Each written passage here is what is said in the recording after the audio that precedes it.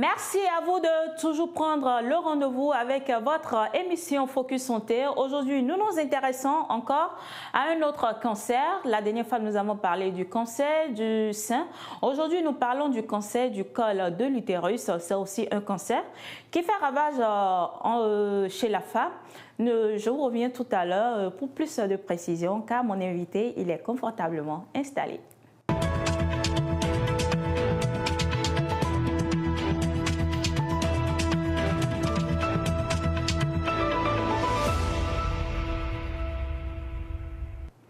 Qu'est-ce que le cancer du col de l'utérus? Nous allons mieux comprendre cela, les symptômes, les causes, comment le diagnostiquer et comment faire le traitement. Je suis avec le docteur Corvi Détognon. Il n'est plus à présenter. Il est déjà passé ici sur notre plateau pour nous parler du cancer du sein. Bonjour docteur. Bonjour madame. Merci à vous à nouveau d'avoir accepté notre invitation. C'est un plaisir pour moi de me retrouver dans vos murs. Merci beaucoup docteur. Alors docteur, aujourd'hui nous parlons du cancer du col de l'utérus après avoir parlé du cancer du sein.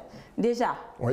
Que comprendre par cancer du col de l'utérus? Le cancer du col de l'utérus est défini comme la prolifération, c'est-à-dire la multiplication anormale des cellules épithéliales au sein de la muqueuse cervicale, c'est-à-dire le col, la muqueuse cervicale. De l'utérus. C'est-à-dire que c'est la partie basse de l'utérus qui fait jonction avec le vagin. D'accord. Donc c'est à cet endroit que la prolifération, c'est-à-dire la multiplication anormale des cellules se fait. Quels sont les différents types de ce cancer-là? Le cancer du col de l'utérus, ça ne vient pas subitement. Ça passe par des étapes. Ah bon? Oui, ça passe. Quelles sont ces étapes-là? Les étapes, la première étape, c'est l'étape de la dysplasie. Qu'est-ce que ça veut dire la dysplasie? Oui, la dysplasie, c'est quoi? C'est la première étape de la transformation, je dirais de la mutation, de la transformation de la muqueuse au niveau donc de l'endocole, c'est-à-dire au niveau, dans le col, là où naissent le cancer. D'accord. Donc c'est une dysplasie, c'est-à-dire une transformation, je ne vais pas utiliser le mot maligne, mais une transformation anormale. Anormale, oui, de l'épithélium au niveau donc, de l'endocole. Donc, c'est cette prolifération anormale-là qui nous donne ce qu'on appelle la première étape, la dysplasie. Après la dysplasie, nous avons ce qu'on appelle le cancer in situ, c'est-à-dire le cancer au premier stade, c'est-à-dire au début, son commencement. Son commencement. Puis, il y a le cancer invasif. D'accord. De la dysplasie au cancer invasif, il faut 15 ans. 15 ans? Oui, il faut 15 ans. Oui, ça se forme. C'est pourquoi je dis ça ne vient pas subitement.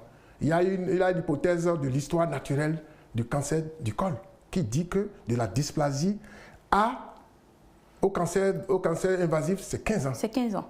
Et la dysplasie, on retrouve l'étape de dysplasie entre 26 et 30 ans. Et 30 ans. Et l'étape de cancer in situ entre 31 ans et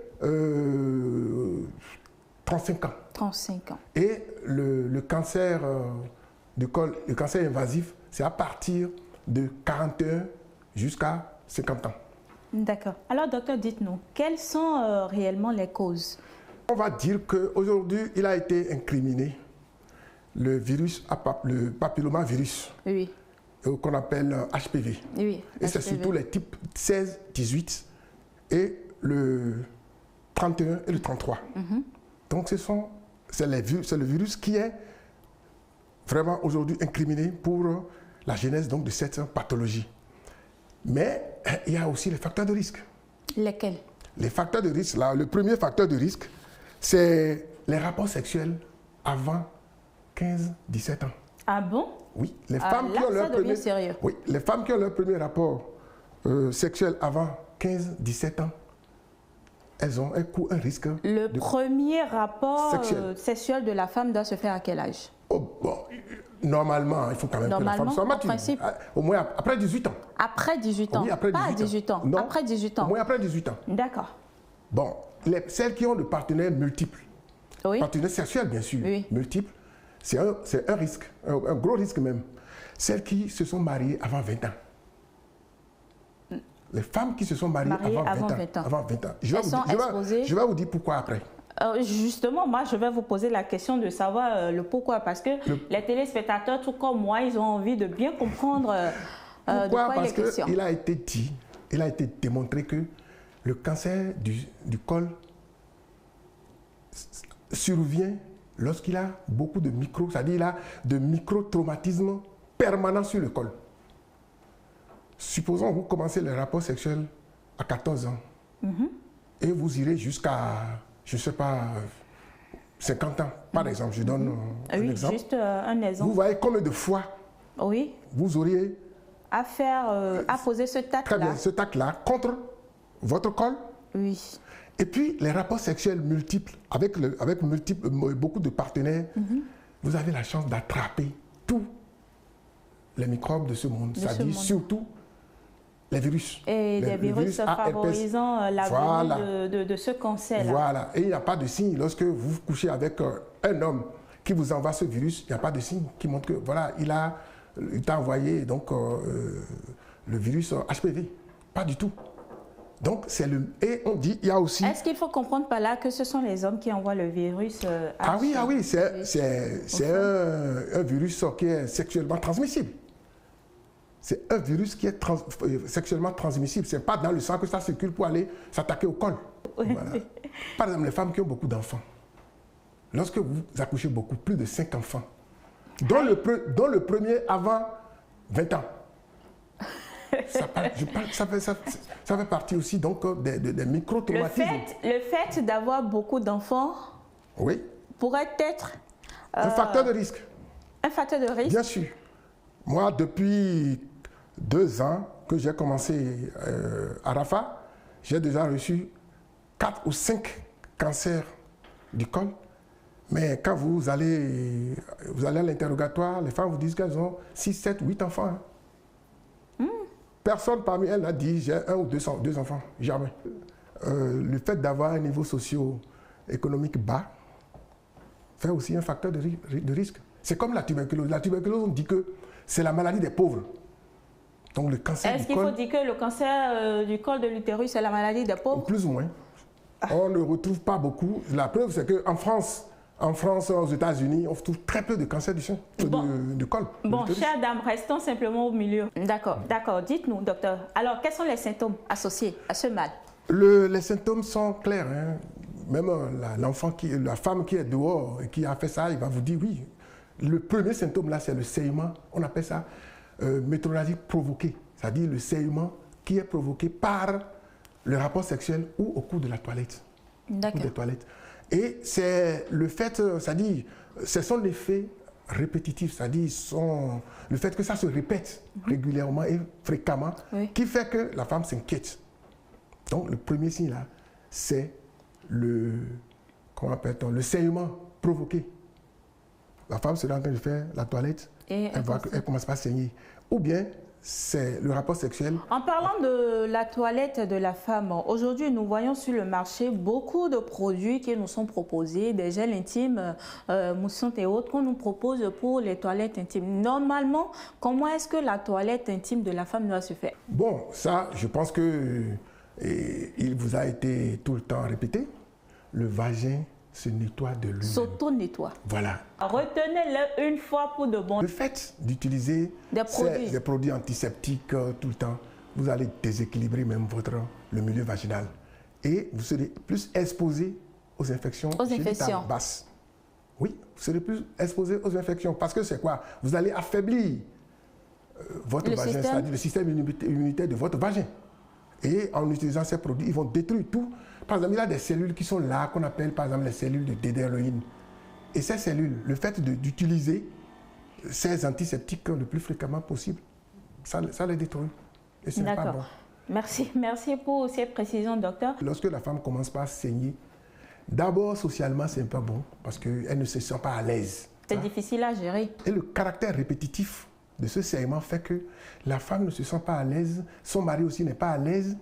Et si on ne prend pas vite en charge de cette femme, ça va continuer, la maladie va progresser, elle va mourir. Ça va créer d'autres... Oui, elle va mourir. Et parce que ça va envahir Et la vessie, les paramètres de l'utérus, ça va envahir tous les autres organes, l'os, ça va jusqu'au poumon. Et là, c'est la mort. Si la mort survient, une femme qui disparaît dans une famille, vous savez les conséquences pour les enfants, pour toute la famille. Mais lorsque la femme vient en consultation chez vous, comment est-ce que vous diagnostiquez le mal? Ok, je viens de parler donc des signes. Oui. Je n'ai même pas encore fini de parler des signes. Ça, c'est le premier signe, le signe évocateur. Il y a aussi d'autres signes comme comment on appelle, les pertes vaginales. Les pertes blanches? Les pertes blanches qui seront striées de sang. C'est-à-dire, même aller aux toilettes, faire sa toilette, elle a peur. Parce qu'elle risque donc de saigner, comme d'habitude. À part ça, si on ne la prend pas vite en charge, ça va évoluer. Il y aura de métastases qui iront vers les poumons, qui iront vers les reins, les autres organes. Puis c'est la mort qui va survenir. Et puis après, bon, les conséquences sont là. Et la perte d'une femme dans une famille, nous savons ce que c'est. Vraiment, c'est pas bon. C'est pas bon. Alors dites-nous, comment est-ce que vous arrivez à diagnostiquer cette pathologie-là lorsque les femmes sont inquiètes et qu'elles viennent en consultation dans vos centres? Bon, en consultation, quand elles viennent, on commence toujours par l'interrogatoire. Elle va nous raconter ce qu'elle a, elle sait comment le saignement survient et tout ça. Est-ce que c'est un saignement provoqué par les rapports sexuels ou bien c'est un saignement, ainsi de suite, ainsi de suite. Bref, dès que nous finissons avec l'interrogatoire, nous passons à l'examen clinique. D'accord. Et l'examen clinique, on commence par la pose d'un spéculum, c'est-à-dire il faut voir le col pour apprécier l'état du col. Il faut apprécier le col. L'état du col. D'accord. On met le spéculum, on voit est-ce qu'il y a déjà, est-ce que le cancer est déjà à un stade avancé ou bien est-ce que c'est tout au début, ainsi de suite. Après, on fait le toucher vaginal. Quand on fait le toucher vaginal, ça nous permet de stadifier, c'est-à-dire de savoir à quel stade se trouve la maladie. Est-ce que la vessie a été envahie? Est-ce que le tiers inférieur du vagin a été attaqué, ainsi de suite. Et comme ça, on va stadifier. Et c'est ce diagnostic qui nous permettra donc de savoir comment il faut faire, quel traitement approprié il faut adopter. Maintenant, dès lors que nous avons fini par faire le toucher, qu'est-ce que l'étape suivante? C'est de faire une biopsie. C'est-à-dire, c'est quoi la biopsie? La biopsie, c'est le prélèvement de la lésion. C'est-à-dire au niveau du col, là où il y a la lésion, on fait le prélèvement, on envoie au pathologiste qui nous fait un examen anatomopathologique. Pour pouvoir mieux comprendre. Voilà, pour pouvoir savoir quel type de cancer il s'agit. Oui. D'accord. Docteur, avant d'évoluer avec la complicité de la régie, je nous invite à suivre cet élément témoin. Le col de l'utérus est la partie basse et étroite de l'utérus. La cause principale du cancer du col de l'utérus est une infection persistante par un virus sexuellement transmissible, le HPV. L'évolution vers un cancer est lente, puisqu'un cancer apparaît généralement 10 à 15 ans après l'infection par le virus. Le cancer du col de l'utérus peut être dépisté à un stade précoce et même être totalement évité par la détection puis le traitement des lésions précancéreuses. Le dépistage repose principalement sur le frottis cervico-vaginal, qui est un prélèvement de cellules à la surface du col de l'utérus. Ces cellules sont ensuite analysées à l'aide d'un microscope. L'inspection visuelle, elle consiste à badigeonner le col de l'utérus avec de l'acide acétique. Le test HPV, c'est la recherche du virus HPV dans les sécrétions vaginales prélevées à l'aide d'un écouvillon ou d'une petite brosse. Le cancer du col de l'utérus se développe souvent sans provoquer de symptômes particuliers, notamment à un stade précoce. C'est pour cette raison qu'il est indispensable d'avoir un suivi gynécologique pour toutes les femmes âgées de 25 à 65 ans. L'objectif étant de le détecter le plus précocement possible. Si des lésions précancéreuses sont identifiées, elles peuvent être traitées par l'ablation de ces lésions. Pour un cancer du col de l'utérus avancé, le traitement est organisé autour de 3 axes que sont la chirurgie, la radiothérapie et la chimiothérapie. Alors, protégez votre santé en consultant régulièrement un médecin. Cela pourra vous éviter de nombreuses complications médicales. Protégez votre santé en allant régulièrement en consultation. Chères femmes, cela pourrait vous aider à éviter le pire. Docteur, vous venez de suivre un élément témoin, un mot, même si tout ce que vous avez presque tout dit déjà au début de cette émission à travers les questions qui vous ont été adressées. C'est une projection vraiment qui parle, qui a fait le résumé de tout ce qui se passe sur le thème du cancer du col. Moi, je demanderais juste aux femmes, comme il a dit, de consulter régulièrement et de faire un frottis cervico-vaginal. Le premier qui se fait à partir de 25 ans. Oui. Le deuxième un an après. Oui. Et si le premier frottis et le deuxième frottis sont normaux, là on fait tous les 3 ans jusqu'à 65 ans. D'accord. Alors docteur, dites-nous comment est traitée cette pathologie? Le cancer du col, comme l'a dit tout à l'heure dans l'élément qui a été passé, oui, bien sûr. Le traitement du cancer du col dépend du stade à laquelle vous l'avez découvert. Et c'est pourquoi il est mieux de le découvrir tôt, parce que lorsque vous découvrez tôt et que vous faites le traitement très tôt, c'est-à-dire le traitement est simple, oui. Ce n'est pas du tout mutilant. Je donne un exemple, c'est un cancer in situ, chez une femme qui n'a pas encore accouché, oui. Et qu'on a constaté que les ganglions ne sont pas envahis. Si les ganglions ne sont pas envahis, on peut faire un traitement local. Avec du laser, on brûle la lésion, ou on fait une conisation, c'est-à-dire avec le laser, on enlève comme un genre de cône la partie qui est endommagée, infectée. Donc, maintenant, lorsque vous laissez et que ça va jusqu'au cancer invasif, là, on est obligé de faire un traitement qui est lourd. Oui, docteur, en parlant de traitement, moi particulièrement, j'ai fait des recherches et j'ai lu et j'ai entendu parler aussi d'un vaccin. Bien sûr.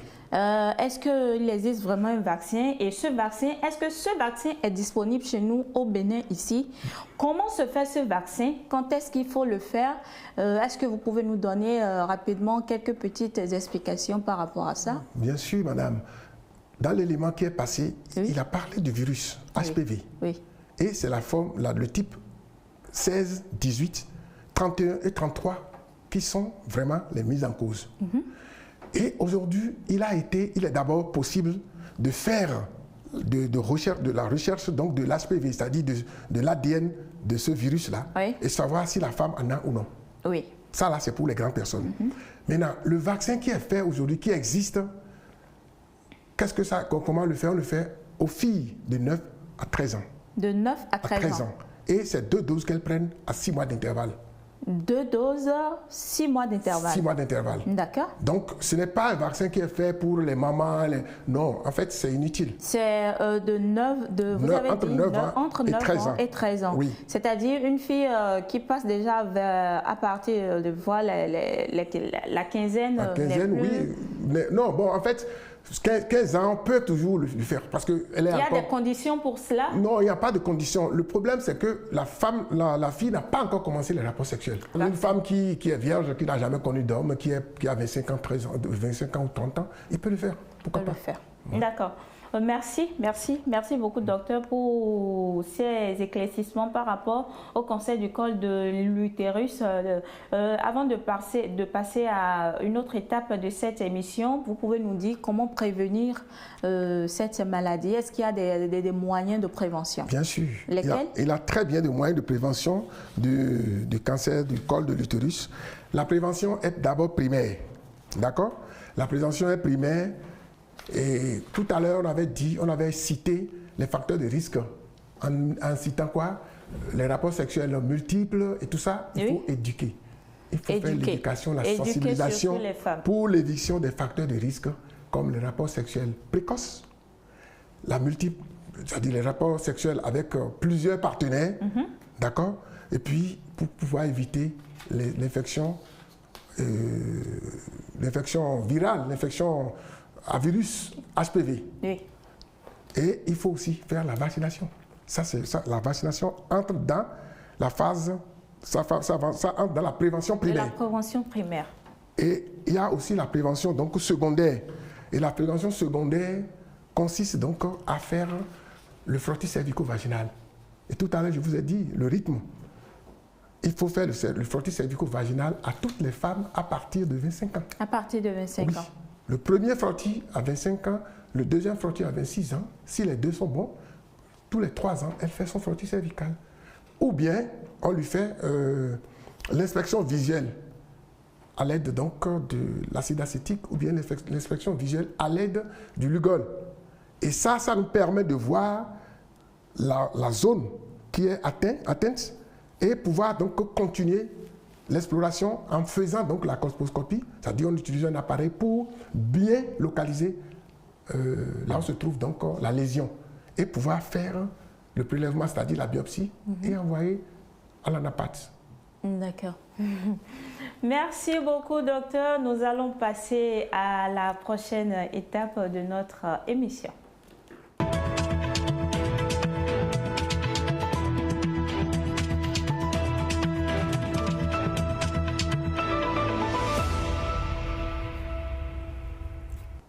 Rubrique conseil, puisque c'est de cela qu'il s'agit. Docteur, nous sommes presque à la fin de cette séance. Si vous devez donner des conseils en guise de conclusion à nos téléspectateurs et surtout aux femmes, que diriez-vous? Je dirais que le cancer du col, c'est un cancer qui est hautement curable. Si on fait vite le diagnostic, c'est-à-dire si on pose rapidement le diagnostic et qu'on prend en charge le plus tôt, c'est un cancer qui est hautement curable. Le cancer in situ, par exemple, si c'est détecté très tôt et que c'est au stade du cancer in situ, la guérison est 100%, c'est garanti. On vous traite, vous guérissez à 100%. Par contre, lorsque vous êtes à un stade A ou 2A, pardon, stade 1 et 2A, qu'est-ce qui se passe? La guérison est assurée seulement 85-90% des cas à 5 ans. Et lorsque vous allez dans le cancer invasif, la guérison à 5 ans est 55%. Et le traitement est lourd. Lorsque vous allez au cancer invasif, le traitement est lourd et mutilant. C'est-à-dire qu'on est obligé de vous faire ce qu'on appelle colpo-hystérectomie. C'est-à-dire qu'on enlève votre vagin, on enlève l'utérus et on fait le curage ganglionnaire, c'est-à-dire sous-aortique, on enlève les ganglions qui sont là-bas. Donc c'est lourd. Je pense que ce qu'on vous demande, nous mesdames, pouvons éviter tout cela. Il faut faire son dépistage le plus tôt. En faisant quoi? En faisant des consultations chez le gynécologue régulièrement, en faisant ses frottis, en faisant ce qu'on appelle l'inspection visuelle. Tout en respectant aussi des normes bien précises en ce qui concerne la prévention. La prévention, ça veut dire quoi? Il faut éviter le partenaire, d'avoir des partenaires sexuels. Oui, ce n'est pas bon. Et puis, éduquer nos enfants. Éduquer nos enfants. Beaucoup de conseils aux jeunes filles. Je rappelle, nous avons parlé du cancer du col de l'utérus. C'est le 4e cancer le plus fréquent chez la femme dans le monde. Et c'est un cancer qui tue aussi. Mais nous avons également la chance d'être guéris lorsque le mal est vite diagnostiqué et pris en charge. Nous avons aussi plusieurs moyens de prévention. Merci de nous avoir suivis et à la prochaine pour un autre numéro de Focus Santé. Merci beaucoup, madame.